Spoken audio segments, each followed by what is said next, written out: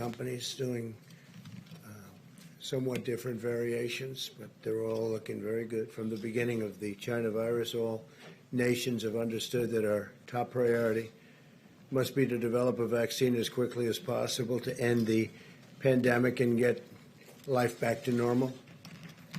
The successful vaccine will not only save millions of lives, it will put an end to the restrictions and some of the things that go on and have to go on in the meantime. Today I want to discuss the historic progress we're making to deliver a safe and effective vaccine in record time. And there's never been anything like this ever in our history. There's never been in history, period, world history. Since January, America's brilliant doctors and scientists have been working around the clock. These are the best medical minds in the world by far, and the vaccines are going through the gold standard of clinical trials and very heavy emphasis placed on safety. 3 vaccines are already in the final stage. Joe Biden's anti-vaccine theories are putting a lot of lives at risk, and they're only doing it for political reasons. It's very foolish. It's part of their war to try and discredit the vaccine now that they know that we essentially have it. We'll be announcing it fairly soon. As part of Operation Warp Speed, my administration's manufacturing all of the most promising vaccines in advance. And actually, it'll be fairly long in advance. As soon as a vaccine is approved, the administration will deliver it to the American people immediately.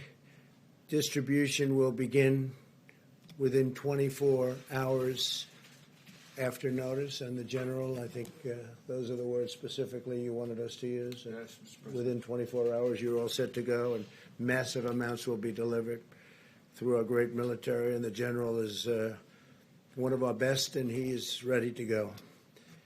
We'll have manufactured at least 100 million vaccine doses before the end of the year, and likely much more than that. Hundreds of millions of doses will be available every month, and we expect to have enough vaccines for every American by April. And again, I'll say that even at that later stage, the delivery will go as fast as it comes. They can deliver. They're very good. Best, I think, probably the best in the world. The estimates I'm providing today are based on the manufacturing that's in process, and that's in process immediately right now. We've already exceeded our ambitious goals under the Defense Production Act contracts that we've secured. We may even get far above these numbers. The numbers that I'm telling you today, I think we'll exceed them very, very substantially. And I think that also includes distribution. I think distribution will go even quicker than most people think. I'm relying on our military. Everything I've done with our military has worked out very well. In a short time, we'll have a safe and effective vaccine, and we'll defeat the virus. Interestingly, as I was saying, that go very well, just like what we did with our military with respect to ISIS went very well, long ahead of schedule. They have been incredible in working with me. Let's go to Puerto Rico, because Puerto Rico's been hit very, very hard by a lot of different storms, and they're great people. It's a great place. I know it well. Great place. Today, my administration's making the largest emergency relief award in history to rebuild Puerto Rico's electrical grid and educational system. We're awarding $13 billion to permanently repair and replace thousands of miles of transmission and distribution lines that should have been done many years ago. This was beyond even the storms. This was just age and a lot of the salt. The salt from that ocean is a killer for electrical stations and power generation systems. But on top of the salt, you had these massive storms or hurricanes come in, and Maria in particular was a disaster. But for many years, they've been trying to get this done, and they have had the political willpower in Washington to get it done, so we're going to get it done for them. We're also going to be bringing back very, very major amounts of medical work. You know, we used to have pharmaceutical manufacturing at levels that few places had, and a lot of it's left Puerto Rico, and we're going to bring that back. especially now since our emphasis is going to be making our product. So we're going to bring pharmaceutical manufacturing back to Puerto Rico. A lot of it left over the years, over a long period of time. It's been leaving and going to China and other places. So we're bringing all of that back. This was done in previous administrations. I'd like to just point out we've done more for Puerto Rico than anybody, and this is just an example of it, but we've done more for Puerto Rico by far than anybody. We'll also be launching a major effort to repair and renovate the schools across the island. Following Hurricane Maria, my administration immediately deployed the full power of the federal government to bring the electric grid back online so they could at least temporarily, and it certainly wasn't a permanent fix. It was ripped to shreds, but a lot of that was ripped to shreds long before even the storm came in. For many, many years they've been trying to do it. But we wanted to restore water supplies, and we did make emergency repairs to critical infrastructure, which we took care of, and saved countless lives, which we did. FEMA's response in Puerto Rico included the longest sustained air mission supplying food and water in American history.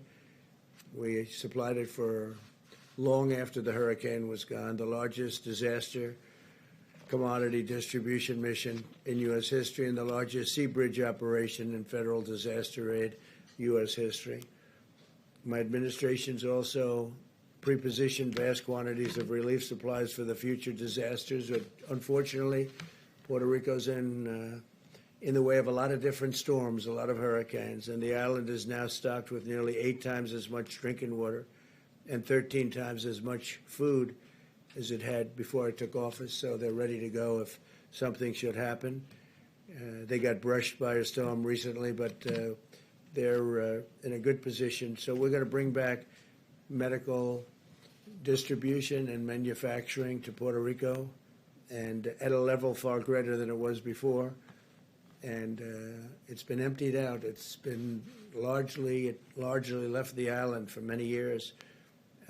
One point it was the talk of the world, and now it's the talk of the world in a different way. We're bringing it back, so we're going to be bringing it back from various other parts of the world. It's going to Puerto Rico, and I think that's going to be very exciting for the people. And we're undertaking the largest federal investment in Puerto Rico's history. So you have a lot of, I have a lot of friends in Puerto Rico, and I've told them about it, asked them about it. Conceptually, what do you think? And they're very excited. I just want to say, by contrast, Biden's devastated the island of Puerto Rico. Joe Biden, what he's done to Puerto Rico, meaning the past administration, is devastating. In 1996, Biden voted to eliminate a critical tax provision that had allowed Puerto Rico to become a dominant player in global pharmaceutical manufacturing. That's what happened. When Biden voted to repeal this provision, the pharmaceutical industry was ripped out of Puerto Rico. All incentive to stay there was taken away, and all of the jobs went to China and other places, but mostly to China. That's what happened. This was done with a vote of Biden. This was even before the Obama administration. This was early on, but so sad that was done. And then Obama came in, and it got worse. So for the people of Puerto Rico, they were a disaster for you. And I have to say, in a very nice way, a very respectful way, I'm the best thing that ever happened to Puerto Rico. Nobody even close. But as a result, the island's economy, under the previously mentioned names, it just absolutely cratered.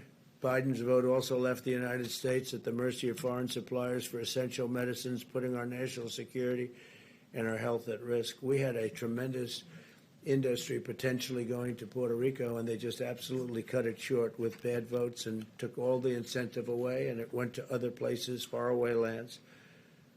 So they really, in a sense, were voting to destroy Puerto Rico, and we're bringing Puerto Rico back, and we'll have it done fairly quickly.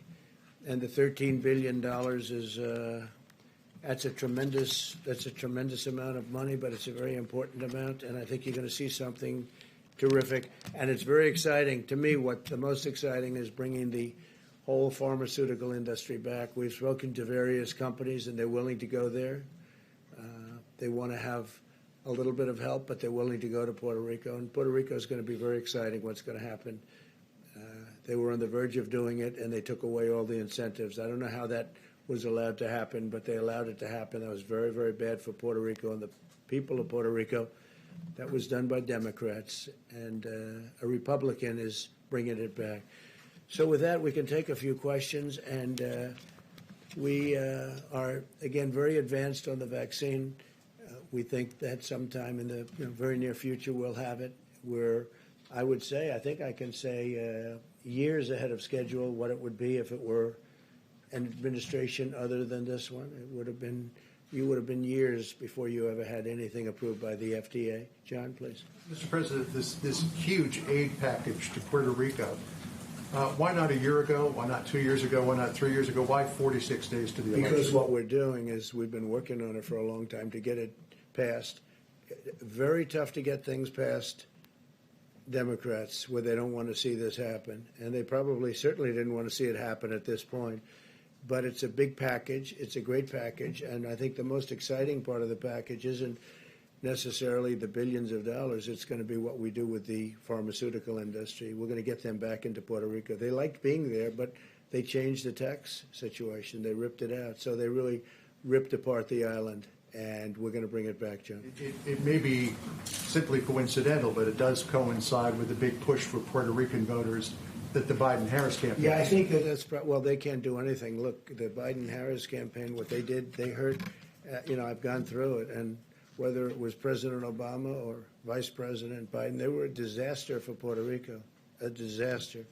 And what we're doing and what we've done, but what we're doing is something that will be fantastic for many years in the future. Bringing back the pharmaceutical industry, manufacturing in Puerto Rico is what they've wanted for years, and we're doing that in addition to the $13 billion. Yes, please. Mr. President, I think I heard you right saying that you said that you expect to have enough vaccines for every American by April. So as we sit here in mid-September, and there have been questions about the timeline, can you walk us through now and the beginning of April to which every American can have a vaccine? Sure, and I think we may exceed those numbers even. Scott, do you want to discuss that quickly? Sure. As has been said many times.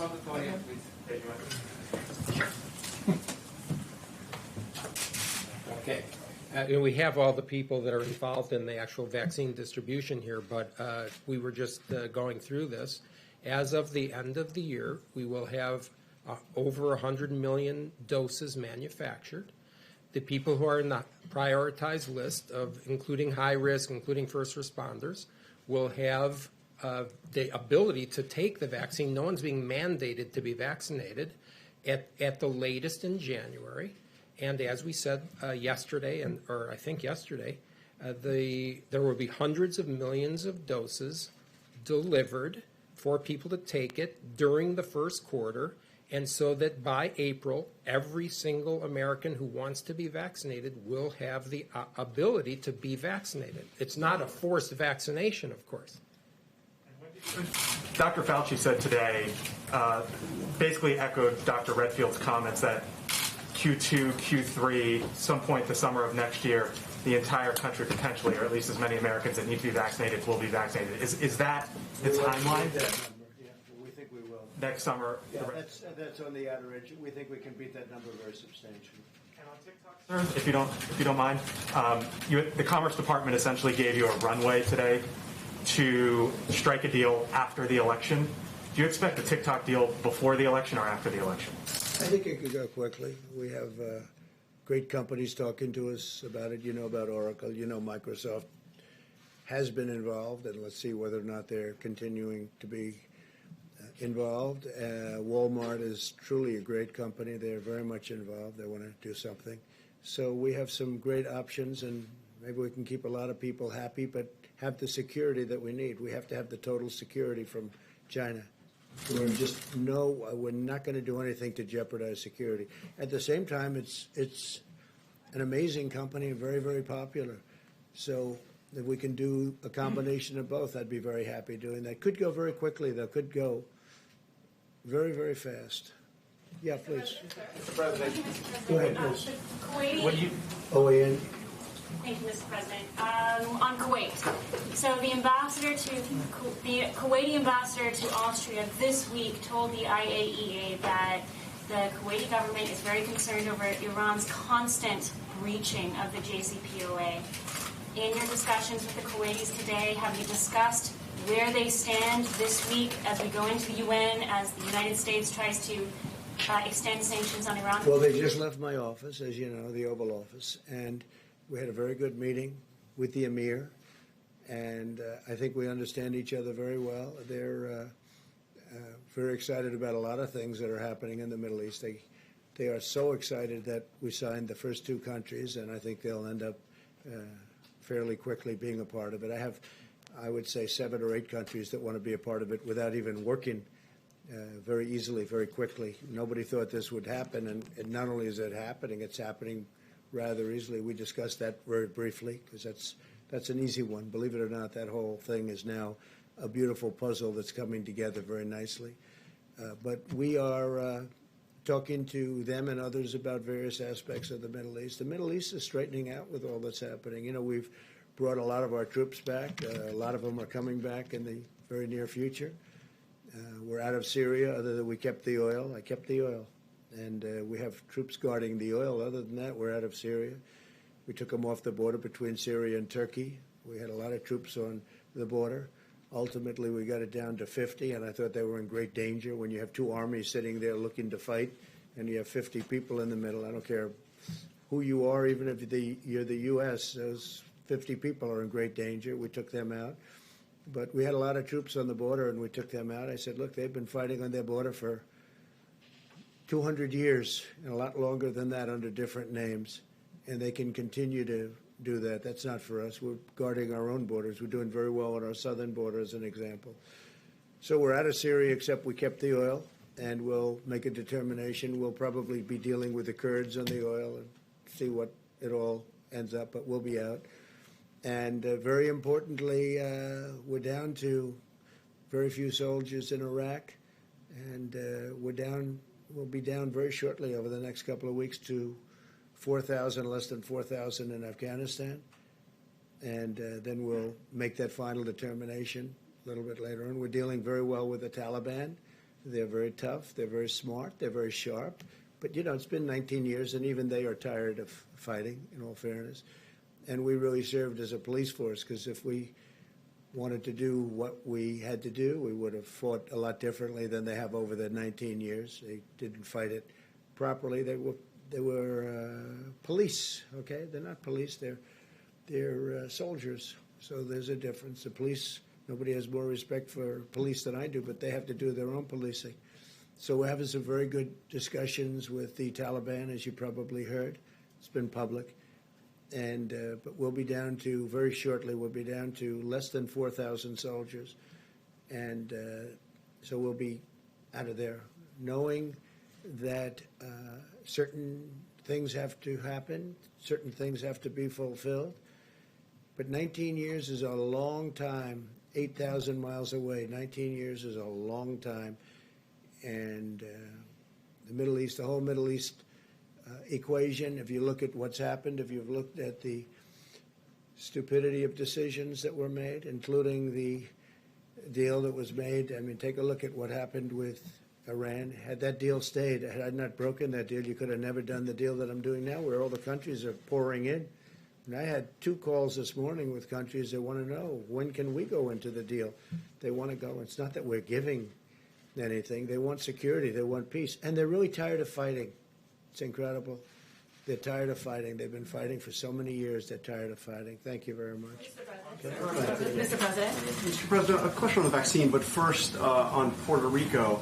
I heard you many times over the past couple of years saying that Puerto Rico got too much money. I mean, just last year you said Puerto Rico is one of the most corrupt places on earth. Well, talked about true. how Congress That's has spent true. too much money. But you said never again. You said Congress gave too much money to Puerto Rico. Why now? Because we're building it up as a great medical, pharmaceutical manufacturing area where, you know, we're going to be taking back a lot of the business that we let go for years. and we're going to bring it back. They were very good at it. They did a fantastic job, but they destroyed it with their tax policy. They made it impossible for people to stay, so people went to China mostly and to other countries. Puerto Rico has been very corrupt in terms of its politicians. You see that. They're one after another. It's been unbelievably corrupt. And we're studying that and working on that. And we think we have a good group of people who are working very well with the politicians right now. But I think more exciting than the dollars, and you have to do something with respect to their grid. Their grid is a disaster. Their generators are wiped out. And they've been wiped out for years, long before Maria came. They've been wiped out for years. So if we can build Puerto Rico back into a pharmaceutical manufacturing area, we're going to designate it as such. I think it'll be unbelievable for Puerto Rico, unbelievable for the people of Puerto Rico, and we can make it very successful. And a larger question on the vaccine and on other issues regarding the experts in your government. Last night, you criticized what Christopher Wray told Congress, your FBI director. You obviously said that the CDC director was flat wrong on a couple of things this week. How is it that you don't trust your own experts? Do you think you know better than they do? No, I think I have. Yeah, in many cases I do. I think we have a bigger problem with China than we have with Russia. I think China is a far bigger problem. And I said, well, that's okay if you want to think about Russia, but what about China? I think that's appropriate. I thought that the definition of Antifa was an absolutely incorrect definition, so I speak up. I like to speak up. I have fantastic people. That's why we're able to make these great trade deals. That's why we're able to do things like we're doing today. That's why the country has done so well. The country's done numbers like nobody. Had we not had the China plague come in, if that virus didn't come in, the plague, I call it, the plague from China didn't come in, the numbers we had were not only record-setting, they were beyond anything anyone's ever seen in any country, frankly.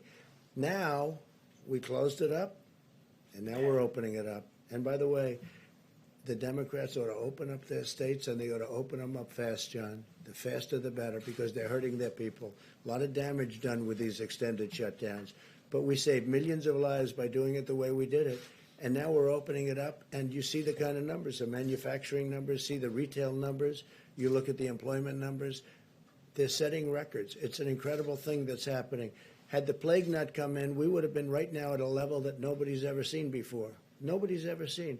But even before, it was at the highest stock market, best unemployment numbers and employment numbers. We're up to 160 million people, just short of 160 million people employed. We were never close to a number like that. And now we're doing it again. And next year, we will have a great economic year. I think one of our best. Yeah. What you said about white supremacists, did you? The Postal Service had planned on sending 650 million face masks to Americans back in April. That never happened. Why not? And was it because I don't know. I don't run it, to be honest. That's run, as you know, that's run by a commission, and they run it. I think, frankly, if they would raise the price of packaging, you'd end up making a lot of money or breaking even or doing something. The post office has been a mess for many, many generations, but for certainly decades, and it loses a lot of money. It's always lost a lot of money. And one of the reasons it loses a lot of money now is that it's delivering all these packages, and every time they deliver a package, they lose $3 a package or whatever the number may be. So I would suggest that they raise the price of packages, and you might get something where it loses very little or maybe broke even or maybe even made some money. Can you imagine a thing like that? And whether it's Amazon or any of the other internet delivery services, if you did that, you'd have a whole different post office. So hopefully they'll be doing that. In the meantime, I know so many people in the postal system, and I've known them over the years. They're incredible people. And they're very secure. They're going to be very secure. You know, the problem they have with the ballots, not the post office. The problem they have with the ballots is the people sending the ballots and the people counting the ballots. And who are they sending them to? Where are they being sent? Are they being sent to the wrong areas? Are they not being sent at all? There'll be tremendous corruption if they don't do something about it. Now, one big hope is that we're in front of numerous federal judges in Nevada, We're in front in Pennsylvania, as you know. We're in front in Michigan. We have numerous court cases out there that are very well advanced, and you'll start seeing decisions, just like we won the case on opening up Pennsylvania. That was a great decision by a judge that came down 2 days ago, and that was a very important decision. So, but we have a lot of very important decisions coming down on this, on the scam of unsolicited ballots, where they're sending out tens of millions of ballots to everybody, people that didn't expect them. People are getting inundated with ballots. They'll be showered with ballots. Everybody in this room knows it's a scam. Okay? Everybody in this room, even John. Don't say it, John, because it's a scam. Sending ballots at a level they are never going to be able to count them. Let me ask you. Your officials vote by mail, sir? People in the White House vote by mail, and they go to the scam. That's different. That's called solicited. When you solicit, when you go out, it's called absentee or solicit. When you go out and you request a ballot, you want to say, I want to vote because I can't be in Florida or I can't be someplace. You request. So you're sending something in. It's handled professionally. They send it back. It's a whole thing. That's much different than unsolicited. When you get millions of ballots, I heard numbers like 80 million ballots. Now, just this week, they had another one of the disasters that took place, an election. But look at what happened in New Jersey, and they had another one in New Jersey, very, very bad, different than Patterson. Look at what happened in New York with Carolyn, your Congressman Murphy, Maloney, Carolyn Maloney. Look at that. I mean, look at that race. Carolyn Maloney had a race. It was a disaster. Ballots are missing. Ballots are fraud. These are small races. Look at what happened in Virginia. Look at what happened at various other parts of the country, even over the last short period of time. And these aren't 80 million or 50 million or 20 million votes. These are small elections. These are congressional elections where, in theory, it's easy. So what's going to happen on November 3rd when somebody's leading and they said, well, we haven't counted the ballots. We have millions of ballots to count. It's a disaster. Everyone knows it. Everyone knows it's a disaster. And I don't expect people here to say, although some people will. Some people would say it. Everyone knows. You don't even have to know politics to know. And this has nothing to do with post office, by the way.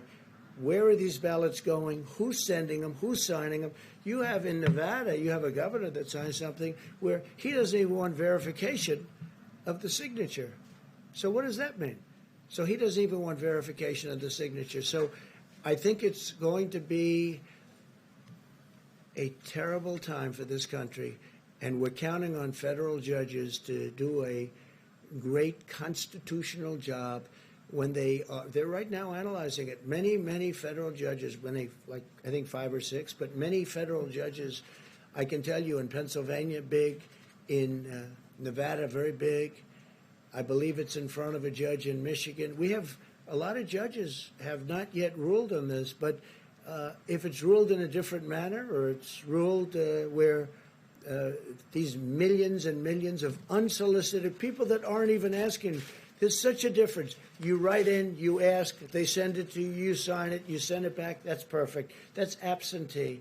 There's nothing like going to the voter booth, by the way, nothing, where they check you as you go in. There's nothing like that. But that's absentee. That's okay. But the scam of sending millions and millions of ballots, and you know who knows this better than I do? The Democrats. They know it's going to be a mess. They know there are going to be millions of missing ballots, or tremendous numbers of missing ballots. You could be talking about large percentages of these ballots are going to be missing. There's going to be fraud. It's a disaster. And it'll be a lot easier for me not to bring it up, but everybody knows I'm right. And you don't have to know a lot about elections. You don't have to know a lot about politics. This is going to be the scam of all time. And hopefully the federal judges, all respected, all highly respected, hopefully they'll be able to see this clearly and stop it. Okay, thank you very much, everybody. So I want to congratulate Puerto Rico, and I think you're going to have a great period of time. I think you're going to see a rebuilding of Puerto Rico. Thank you very much. Is it still a scam if you win, sir? Investigation. How do you get the vaccine to marginalized communities?